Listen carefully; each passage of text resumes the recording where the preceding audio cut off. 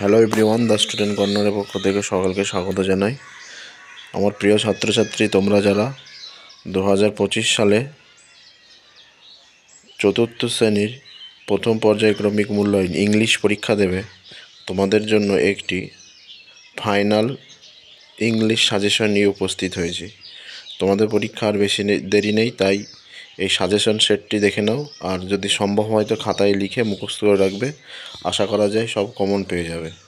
শুরু করা যাক। প্রথম প্রশ্ন 1 নম্বর দাগে আছে, অ্যান্সার দ্য ফলোয়িং কোশ্চেন। এখানে যে কোনো চারটে প্রশ্ন লিখতে হবে। প্রথম প্রশ্ন দেখো, এবার উত্তরগুলো পরপর দেওয়া আছে, তাই ভালো করে প্রথম থেকে শেষ অবধি দেখে নাও।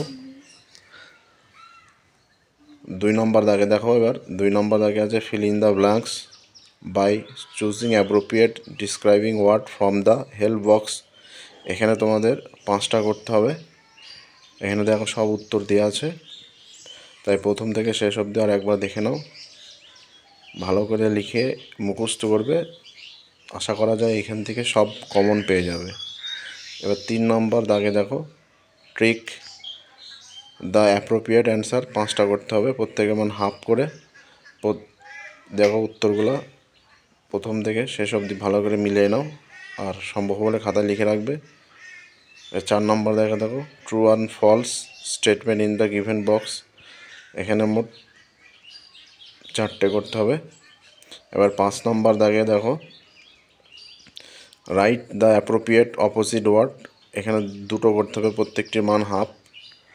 এবার 6 নম্বর দাগে দেখো, meaningful sentence of your own with the following words. এখানে 2টো করতে হবে, উত্তর সব দেওয়া আছে, ভালো করে দেখে নাও।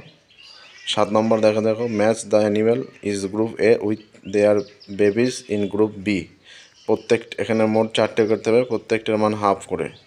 উত্তর সব দেওয়া আছে, এর সাথে 2এরটা, বি এর সাথে আছে, বি এর সাথে হবে 4এরটা, আর সি এর সাথে হবে 1এরটা, আর ডি এর সাথে হবে 3এরটা।